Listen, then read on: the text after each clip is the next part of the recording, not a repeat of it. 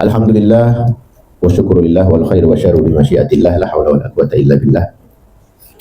Syukur kita kehadirat Allah Subhanahu wa taala yang telah memberikan nikmat iman, nikmat Islam, nikmat sehat wal afiah sehingga kita dipertemukan lagi di majlis yang sama-sama kita cintai ini, di tempat yang mudah-mudahan diberkahi oleh Allah Subhanahu wa taala pada situasi yang membuat kita tenang, tentram dan khusyuk dalam menjalankan segala bentuk ibadah, terutama untuk niat talabul ilm, duduk di majlis agar mendapatkan secercah cahaya iman, cahaya Islam yang datang daripada baginda Nabi besar Muhammad sallallahu alaihi wasallam sebagai nur dari nurullah subhanahu wa ta'ala. Mudah-mudahan dari rasa syukur kita ini ditambah oleh Allah kenikmatan kita, ditambah oleh Allah ketenangan jiwa yang memenuhi impian kita sebagai hambanya yang muttaqin, hambanya yang terpilih, hambanya yang selalu ingin dalam perhatian dan lindungan serta mendapat selalu hidayah dari Allah Subhanahu wa ta'ala. Amin, amin ya rabbal alamin. Kita ingin ya situasi yang enak, yang penuh dengan ketenangan ya di negeri yang sama-sama kita cintai ini, dengan keadaan baldatun thayyibatun wa rabbun ghafur.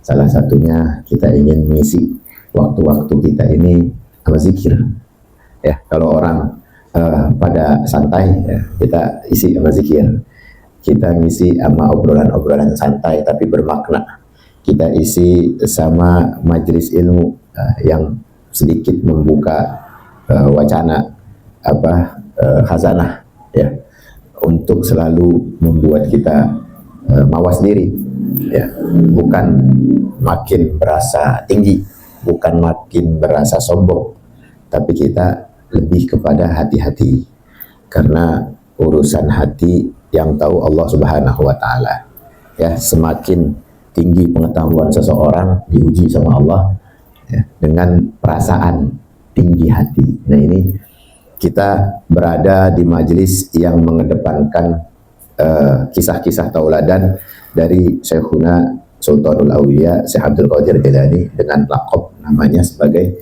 rajanya para wali. Nah, wali ini kategori adalah sirnya Allah, kekasihnya Allah. Kalaulah memang ternodai seorang wali atas dosa, maka diangkat oleh Allah nilai kewaliannya. Dosa itu apa? Salah satunya dosanya wali itu ngerasa tinggi. Tuh, kalau orang yang belum jadi wali, ya tinggi itu masih belum berasa dosa. Itu masih kealpaan jiwa. Tapi kalau udah mendapatkan predikat dia adalah kekasih Allah, itu hatinya nggak boleh ngerasa bangga, nggak boleh tinggi hati, apalagi sombong. Nah, ini bagi orang-orang yang memang diberikan predikat kekasih Allah, hal-hal yang membuat hatinya bangga, hal-hal yang membuat perasaannya itu beda dari yang lain dengan kelebihan yang Allah kasih, nah ini udah dapat benih-benih kesombongan, dan itu menjadi cacat nilai kewaliannya, dicabut oleh Allah nilai kewalian dari seorang hamba tersebut. Maka dari itu, kalau kita ingin meneladani ya, ingin bisa nyontoh dari kisah-kisah ketawaduannya para kekasih Allah, belajar untuk niru, bukan belajar tahu. Ini selama ini kita kan cuma belajar tahu, cuma pengen tahu doang gitu. Oh begitu kekasih Allah, oh begitu ilmunya, oh begitu kewajibannya. Cuma belajar tahu doang dari kemarin-kemarin. Nah, kita pingin kalau kita cinta sama orang yang memang diberikan kelebihan oleh Allah atas cinta tulus kekasihnya, kita kudu niru. Jadi bukti cinta kita bukan sekedar kata-kata, kita pengen nulad, kita pengen jadikan maklumat itu bukan cuma kisah dalam perjalanan pengetahuan doang. Oh, gue tahu kisahnya, gue tahu seluk-beluknya, gue pernah denger itu. Bukan cuma begitu doang, tapi ditiru, ditulad. Nah, salah satu anjurannya yang Al-Fakir katakan tadi, coba renungkan hati kita, di mana posisi kita semenjak kita mengetahui maklumat itu lebih dari kita sebelumnya. Artinya posisi hati ini gimana? Belagu, ya, begaya, sombong, atau memang tambah tawadu. Apa tambah tawadu? Itu semakin terisi jiwa, ya, itu semakin nunduk, sebagaimana isian padi ya, atau sebuah batang yang diberikan bobotnya buah. Ya, batang itu kalau belum keisi dia tegak aja, ngelambai-ngelambai kemana-mana, kena angin deprak sono deprak sini.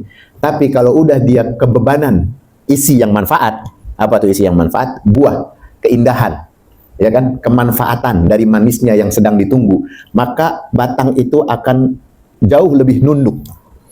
Itu gambaran dari tumbuhan yang memang Allah berikan contoh di depan mata kita. Kalau ada batang berisi buah masih kesono kemari, liatin aja. Kalau enggak rontok, kalau enggak itu buah kopong. Kopong kagak ada isinya, ya percuma. Kalau enggak pas diintip-intip kering kejemur matahari, udah tinggal cerita doang, dinikmatin udah kagak ada isinya, kulit doang. Nah, kita nggak pingin pada posisi itu sama seperti tumbuhan kering tak bermakna. Nah, itu orang-orang yang dikasih ujian sama Allah, rasa belagu dan sombong, cuma kelihatan doang tinggi, kalau kena angin dia cuma gedeprak-gedeprak doang, kagak ada tunduk-tunduknya. Nah, ini gambaran bagi orang mukmin, seorang muslim yang muttaqin, yang udah mulai keisi jiwanya sama bobot manisnya iman. Ini beda. Dia mulai nunduk, dia mulai gampang merenungi sesuatu yang terjadi dalam kehidupan. Jangan cuma jadi maklumat, ya, praktek belum udah sombong. Aduh, kacau dah tuh. Praktekin belum. Ini kan yang kita takutin, orang yang udah praktekin ngerasa Allah kasih sedikit banyak fadilah ilmu, lalu dia merasa. Ya, ini belum. Model-model kita mah baru tahu doang, kulitnya doang. Praktekin mah belum amat. Tibang tahu. Banyak begitu kan. Coba kalau lagi dikasih ijazah sama ya guru-guru kan, sama habaib. Ya, aku berikan ijazah ini, bila dibaca ini maka akan menjadikan hati kita tenang, rezeki kita banyak, hutang kita terbayar. Katakan qabil tuh ijazah, kan gitu kan. Rame tuh semangat. Semangat nerimanya doang. Ngamalin kagak. Iya, gimana kagak mau ngamalin? Orang sekali baca 5.000, 7.000, pakai puasa lagi. Aduh, ditambah dah. Pakai puasa, puyeng aja baru tahu amalannya. Ada yang timbang-timbang dia pengen ngamalin, belum sampai karomahnya masuk, belum sampai fadilahnya masuk, udah belagu. Nah, ini yang bahaya ya. Jangan sampai jadi kulitnya doang. Ya gitu, Mansur ya. Ada model-model yang murid di buku itu jamaah banyak. Amalan Ustaz, amalan. Gua taruh di buku, gua banyak nih ijazah amalan. Belum diamalin udah belagu. Ini kita yang kita takutin, ada sesuatu yang kita amalkan, lalu kita merasa jumawa pada amalan tersebut, Allah cabut keberkahan itu karena merasa bangga dan ujub atas perbuatan ibadahnya. Itu diangkat sama Allah. Ini kan lebih parah. Belum ngamalin, baru tibang tahu, belagu gitu. Jadi kaya juga belum, utang masih numpuk. Ini yang banyak fenomenanya nih. Ya, apalagi yang tibang ngambil ilmu di sosmed, ya kan.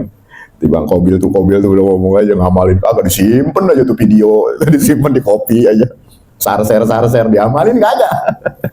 Masya Allah, ini fenomena namanya akhir zaman. Cuma kita nih kelebihannya yang bermuajahah, atau nggak bermuajahah nih, bertatap muka, hadir di majelis, beda sama yang kagak hadir. Ya, syafaatnya orang dikirimin sama yang datang kan beda. Ya, kita ketemu ruh sama ruh. Ya, bisa orang duduk tenang lagi ngelihat di YouTube atau di medsos. Ya kan bisa jadi anaknya rewel, bininya manggil, ada tamu, ada SMS, lu klang. Lagi dengerin ceramah, pengen husu gimana coba? Beda sama yang hadir. Dengan niatnya hadir aja itu udah istimewa. Setiap langkahnya tadi, setiap tetes gas bensinnya, dan naik motor sini, itu gasannya itu dapat pahala itu. Masya Allah. Niatnya aja dari minggu kemarin, insya Allah minggu ini gua hadir. Tiba-tiba ada halangan, misalnya ada sakit ya. Kita nggak tahu tuh posisi di mana Allah takdirkan seseorang itu bisa, ya kan, atau mampu dia diberikan kemampuan apa enggak. Mudah-mudahan sih jujur. Jangan gara-gara diambekin bini. Gue jadi kagak enak badan. Diambekin bini pengaruh sama pengajian. Kita pengen ya, kita sekali lagi ingin ngedepanin taklim itu supaya majelis ini jadi obat, bukan jadi ajang ambek-ambekan. Kalau lagi mood datang, lagi enggak. Jangan. Jadiin ini obat, jadiin ini apa istilahnya sajen ya, kalau kata Habib Hanif ya. Jadiin sajen. Ya orang kalau sajian syar'i begini, kita beruntung, kita sehat badan, kita nambah keluasan rezeki, nggak sumpah. Gitu niatin, minimal aja niatin, mudah-mudahan sehat hadir. Yang lebih hebat lagi, dia nggak pakai niatin, emang udah wajib hadirin. Oh, itu hebat lagi. Kalau ada sesuatu yang tidak melazimkan untuk ditinggal, nggak bakal gue tinggal. Nah itu kan udah tekad kuat tuh, nggak pakai niat lagi, udah tekad namanya. Kalau niat kan masih kesangkut ntar. Tapi kalau udah tekad, itu di atasnya niat udah mewajibkan dirinya. Nah, ini kelebihan yang Allah kasih sama orang-orang ahli majlis, ahli ilmu, ahli ibadah, itu baru punya kiat tekad kuat, udah dikasih ketenangan. Ada rujukan dia pengen balik kepada undangan Allah. Kita coba dah, pengen sholat jamaah, ya. Kita belum berangkat jamaah, rasa ingin itu aja udah nenangin. Rasa pengen ibadah, itu udah nenangin. Coba dah kalau pengen pergi haji, nah yang gede dah, jangan jamaah sholat, mungkin tendangannya kurang. Jamaah sholat nggak gitu nendang. Coba kalau kita besok mau diniatin berangkat haji atau umroh, beda hawanya. Rasanya tuh setiap hari pengen megang tasbih, zikir, la ilaha illallah, subhanallah, Allahu akbar, astagfirullah. Nggak mau ninggalin, ada kenikmatan. Gitu. Karena ada kerinduan amal yang memang lagi dituju dan dicari. Tapi kalau nggak dituju, nggak dicari, diniatinnya separuh-separuh, datangnya juga nggak nikmat. Enggak. Jadi nikmat niat juga harus dengan kesungguhan. Tanpa itu, nggak terasa nikmatnya. Yang kita pengen pas udah niat aja berasa, apalagi hadir. Apalagi dijadiin hujah yang kuat. Ya Allah, aku tidak pernah meninggalkan kecuali dalam keadaan uzur syar'i.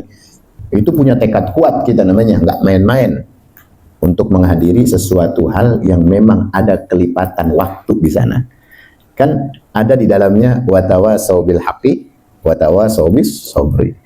Masa sih lagi di majelis ada orang berantem kagak diingetin sabar, ada orang bertikai nggak diingetin biar sama-sama nahan diri, kan pasti diingetin tuh. Nahan diri dulu ya, kita lagi dalam keadaan bermajelis. Sabar dulu ya, gitu. Jadi nggak ada batasnya orang sabar. Jadi kita kalau mau tahu konsep ilmu yang mendapatkan keberkahan dalam hidup, itu ada sentuhan yang membuat kita bahagia. Baru hawanya aja udah nyenengin. Duh, ntar ketemu nih, ada manfaat baru nih. Begitu. Bukan merasa, wah ntar paling begini, ntar paling begitu. Udah nebak dia. Padahal Allah yang punya waktu, Allah yang punya nasib kayak tadi tuh. Siapa yang tahu nasib? Siang sehat, sore sakit. Mending itu mah. Ada yang pagi Islam, sore kufur. Nauzubillah min zalik. Parah tuh, dari pengajian ketemu sama temen bisa gelek lagi lah, udah bukan kelasnya lagi, dia balik lagi dari nol. Coba dah, nasihat guru udah dijadiin kayak radio soak. Nauzubillah, ini kan bahaya. Dia akan dilaknat oleh maklumat ilmu yang selama ini dia dapat. Itu ilmu yang nyantol sama dia, menghujat dan melaknat. Bukan Allah dulu yang marah, yang dititipin sama Allah itu yang marah. Ya ilmu, ya kesempatan, ya waktu, ya baju, ya pakaian, atribut keislaman. Itu duluan yang marah. Makanya kemarahan Allah itu jauh lebih dahsyat dari kemarahan makhluk-makhluknya yang ada di sekitar. Jadi kita kalau lagi mengabaikan sesuatu yang emang mempunyai penghisaban, itu kita jauh lebih ngeri sebetulnya. Jangan pakai ngomong ini Allah udah marah. Wah, siapa ente? Nggak usah pakai nungguin Allah marah, makhluknya duluan marah. Ente kalau zolim, kita nih, masya ya. Orang kalau zolim, itu sifat zolimnya itu aja udah mencelakai dirinya, apalagi korbannya. Apalagi atribut yang melihat lingkungan dia zolim kepada saudaranya. Belum saudaranya, belum. Baru atributnya doang. Apa itu? Pakaian dia, ya, motor dia, rezeki yang dia bawa, yang dia ambil, makanan yang dia makan. Marah semua itu. Rezeki yang dia pakai, kalau emang dipakai kezoliman, besok dah coba, apa nggak jadi pertanyaan itu? Dari mana kau dapatkan dan kemana kau belanjakan? Begitu. Belum sama orangnya belum. Serem nggak? Kita harusnya jauh lebih mawas diri dan takut. Serem. Kita kalau ngentengin dosa itu, ya nggak usah yang gede, yang kecil. Kalau nuntut aja bingung jawabnya. Semut jadi saksi, bingung kita. Semut saya tahu, saya ngelihat dia begini, dia berdusta. Dia menghasut, dia bicara begini, bicara begitu. Nggak ada orang, saya doang yang tahu katanya. Binatang yang ngomong, gitu aja. Sama yang kecil kita nggak bisa beralasan, nggak bisa mengelak. Apalagi yang gede-gedean lagi. Nauzubillah misalnya.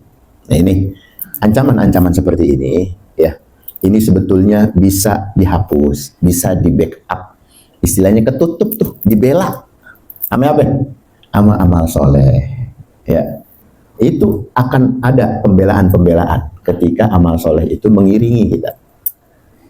Kita pengen dibela. Waktu semut lagi mau ngadu, temennya tar dulu, dia udah datang di sini niat baik, gua jadi saksi. Oh gitu. Karena memang kita pernah dengar hadis dalam thalabul ilmi aja, itu pohonan yang kita lewatin semua jadi saksi. Dan kalau kita ibadah, ya tahu ilmunya, lebih nikmat lagi udara yang ada di sekitar. Hawa, coba bayangin tuh. Hawa kan gak kepegang. Hawa itu bisa menjadi saksi. Masya Allah. Apalagi pandangan. Setiap yang memandang itu bisa menjadi saksi. Kenikmatannya orang kalau ibadah kepada Allah, faham atas konsep yang diberikan, itu beda penyerapannya. Serap banget. Alhamdulillah ya Allah. Rasanya akhirnya kita terus dibelai sama Allah. Kita kayak diemong, tau nggak? Diemong, dialemin. Kan nikmat kalau orang dialemin. Kalau kita dalam perhatian Allah gimana sih? Enak, kagak ada yang susah, gampang aja. Hidup nih, ya, yang secercah cahaya yang ada sama kita, hidup tuh jadi enteng. Ngelihat dikit aja cahayanya, nggak gede-gede amat, dikit aja bikin nikmat hidup, nggak terasa berat. Alhamdulillah ya Allah, alhamdulillah ya Allah. Dikit-dikit ngucapin alhamdulillah aja nikmat. Punya amalan wudhu yang dia istiqomahin, ya itu juga menjadikan syafaat, pembela. Wudhu yang nggak dipakai ibadah, maksudnya nggak dipakai ritual-ritual ibadah kayak sholat, kayak baca Quran, nggak, dia wudhu aja itu udah pahala. Dia istiqomahin, dia akan jadi pembela. Belum dia sampai akhirat, di dunia udah jadi ngebelain. Ini ada kisah sedikit, Al-Fakir pernah dengar di salah satu medsos. Ada kisah seorang suami ingin cari sensasi, biasa kan? Suami-suami bandel tuh kalau dia udah ngelihat ya setan berkeliaran di depan mata tuh pengen nyobain juga, gimana rasanya? Dia ketemu sama temennya di kantor, lama-lama cinlok lah dia, lama-lama sampai kerayu pengen berduaan. Ini udah punya istri dia, udah punya anak. Ini kisah nyata. Lalu apa yang dia lakukan? Ini sama-sama memang diselimuti oleh hawa nafsu iblis, ya. Karena beda nih, orang zina yang belum nikah sama yang udah nikah itu beda. Hukumannya beda. Kalau belum nikah kena cambuk. Tuh. Tapi kalau udah nikah dia sampai zina, tuh yang bahaya. Rajam sampai mati. Namanya zina muhsan. Makanya bahaya. Jangan coba-coba punya niatan. Apalagi ngelakonin, niat aja jangan. Kembali dari kisah itu, ini lelaki ahli majlis. Ya sering dia ngaji, kayak kita dah sering ketemu sama ahli majlis. Tapi yang namanya nafsu siapa yang bisa ngerem? Yang tahu dia doang sama Allah, sama tuh perempuan. Ya. Akhirnya dia janjian berduaan di hotel. Udah ya sampai ready lah ceritanya.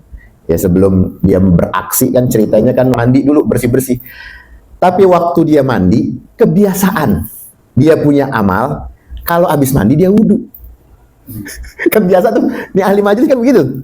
Ya makanya Al-Fakir pernah mengatakan waktu di kantor kemarin, kalau kita punya amalan biasa aja, beda.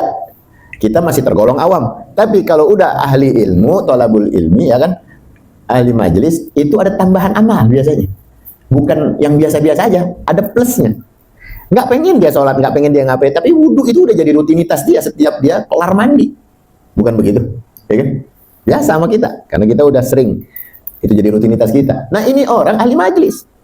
Dia pengen berzina, dia mandi, dia wudhu dulu. Bayangin nih, Al-Fakir tadi mengatakan apa? Gara-gara wudhunya, amal ibadah yang ya secercah cahaya tadi yang dikatakan. Kan itu ada cahayanya. Walaupun nggak gede-gede banget tuh cahaya. Tapi menyinari dia dan menjadi pembela dia. Belum sampai mati udah ngebelain. Apa? Gara-gara wudhu. Dia berpikir, ya Allah, untuk apa aku wudhu ini kalau emang niatku berzina, ya Allah. Gemeter dia, takut gara-gara dia punya kebiasaan itu. Apa yang aku lakukan ini, ya Allah? Dia berantem sama dirinya sendiri, sama amalan wudhunya. Nah, itu dia. Jadi amalan wudhu itu menjelma. Menjadi malaikat penyelamat. Ya kan sampai bergetar begitu. Ya Allah, gimana ini modelnya? Masa iya zina pakai wudhu dulu? Lah perempuan udah ready, tahu diri kan kalau udah ready. Ya, udah pasang badan gitu ceritanya. Yang kalau mancing tinggal dilempar doang kalau mancing ya. Mana agam. Iya, udah mancing. Udah tinggal ditarik tuh orang. Ini enggak, dia gemeter. Keluar dari kamar mandi, dia minta ampun, dia minta maaf, dia istighfar sama Allah, dia tutup itu perempuan. Dia takut tiba-tiba sama Allah Subhanahu wa Ta'ala. Gak ada yang nasehatin, gak ada yang bilangin. Dia bergetar sebab amalan istiqomah sederhananya. Subhanallah. Inilah, jangan ngeremehin amal kecil, juga jangan ngeremehin dosa kecil. Jangan deket-deketin, jangan nyoba-nyobain. Sekalinya nyobain dosa kecil, mati dalam keadaan kufur. Mau ngomong apa? Nauzubillah min zalik. Ada contohnya, banyak contohnya, Mas. Gara-gara mau nyolong, gara-gara mau ngebelain, akhirnya ngebohong. Ngebohong, sampai sumpah-sumpah, dijual nama Allah dengan harga yang murah. Sumpah lu kalau enggak, kan begitu kan orang kalau lagi berantem kan ya? Coba dah, gara-gara remeh, cuma salah ngambil doang, timbang ngaku, iya salah, gue minta maaf. Selesai, apaan? Rokok. Korek kah itu? Ya rokok kah itu? Kan banyak tuh kasus-kasus sederhana gitu. Enggak, bukan gua. Wallahi, nah ini korek ada kenangannya ceritanya. Yang punya ngerasa lu yang ngambil, nggak ada orang lain di sini. Sumpah-sumpah demi serius. Lu demi lu. Kalau kagak kufur lu, diiyain lagi si bego nih. Iya dah. Tuh. Gara-gara sering mainin dosa-dosa kecil dengan ngeremehin, tau nggak? Pas lagi punya tegangan kenceng, lagi di emosi, kena serangan jantung. Apa yang terjadi? Mati dalam keadaan kufur. Nauzubillah min zalik. Pengen dah ngeremehin lagi di habis ini. Nggak boleh. Jangan sampai. Jangan punya cita-cita, dasar, ntar gampang, istighfar aja kelar. Dan pahala ini gede, sholawat aja bisa ngapus. Iya, kalau dikasih sama Allah kesempatan, bisa ngucap. Kalau kagak, ini yang bahaya. Maka dari itu, ya, Al-Fakir menghimbau, jangan sampai hal-hal yang membuat rusak amal, ini kebiasaan. Ya, dianggap enteng, habis gitu diremeh-remehin, habis itu, ya, udahlah, ntar juga dia maafin, ntar juga dia lupain. Kalau umurnya panjangan dia, kalau umurnya dia habis, dia belum maafin kita, ngomong apa ente? Minta maafnya di mana coba? Minta maaf ngadepin Allah besok. Ya Allah, gue belum sempat minta maaf sama lu. Nari anak turunannya supaya membuktikan maaf dia. Karena ada runtunannya. Kalau kita berdosa sama seseorang, ingin meminta maaf, itu ada mekanismenya dalam Islam. Minta maafnya kepada ahli warisnya. Kadung udah, makanya jangan nunda-nunda kalau punya zalim sama orang. Apalagi yang udah punya anak bini. Jangan mentang-mentang kita laki. Kalau kita punya dosa, akuin dosa kita. Minta maaf. Cium tangan istri dengan kasih sayang, bukan penghormatan, tapi rasa sayang dan cinta. Cium tangan anak kita, kening anak kita. Gitu, karena dia menjadi tongkat penerus estafet dakwah kita besok. Siapa yang bakal nerusin sholat kalau kita udah kagak? Kalau nggak anak-anak kita yang jadi jariah, anak soleh. Cium dia. Jangan mentang-mentang, lu kan anak gua kemarin, baru gua cebokin, gua sana. Janganlah, besok dia yang bakal nolong kita. Dia bisa sujud aja, kita kudu bersyukur sama Allah. Jadi jangan ngeremehin sesuatu yang berbau ibadah, walaupun dalam keadaan ringan. Jangan ngeremehin dosa juga, walaupun dosa itu hanya sekelebatan mata, ya, dengan kebaikan sodakoh bisa keuruk itu. Misalnya dosa satu kayak tadi itu, ya. Ya, dosa dia ngumpetin korek misalnya. Tapi kalau Allah ingin menjadikan itu besar, jadi gede, bahkan bisa jadi kufur. Itu kisah-kisah tadi, itu kisah nyata, bukan kisah dongeng, bukan. Itu kisah nyata. Jadikan pelajaran. Ya, yang Al-Fakir sampaikan ini untuk taujihah. Jangan sampai ada dalam kehidupan kita yang di depan mata kita. Jangan sampai. Biarkan itu jadi di belahan dunia mana. Biarkan itu jauh di kampung mana. Buat apa? Muhasabah kita. Jangan sampai ada di depan mata. Nauzubillah min zalik, apalagi sampai terjadi pada diri kita. Kalau emang itu sudah ada ketelanjuran, minta ampun sama Allah, belum terlambat. Taubatan nasuha, betul-betul kita kembali sama Allah. Taubat dah tiap malam kita sholat, taubat mandi, taubat. Dibuka antara sama Allah keberuntungan hidup. Yang selama ini kita bingung mau dapat job apa yang bener. Ya bisa jadi dosa kita yang menghalangi itu. Istiqomahnya nggak kelihatan. Gede doang, tapi kurang ikhlas. Kita udah ngingetin, malaikat udah nyatet, Allah udah bimbing, masih mau lari aja, Masya Allah, bingung gitu jadi, masih mau gocet-gocetan lagi sama dosa, bingung mau gimana caranya bilangin. Allah juga udah tarik aja dah, gitu kan. Kalau udah main beton aja gimana, malaikat udah di ACC, nih cabut sekarang, cabut, ntar tungguin titik-titik kufur aja. Saking Allah tuh nggak rela ketika ada seorang hamba sering main-mainin agama, mati dalam keadaan Islam, tar dulu, matikan dia dalam keadaan kufur. Serem kalau udah ditakdirin begitu mah. Nah, kita pingin, makanya yang namanya ahli ibadah, ahli ilmu itu disuruh terus mawas diri, disuruh terus hati-hati. Itu nggak ada tuh istilahnya zona aman. Wah, kiai mah ustadz mah nyaman, udah paham banget ilmunya, dia udah zona aman. Siapa bilang?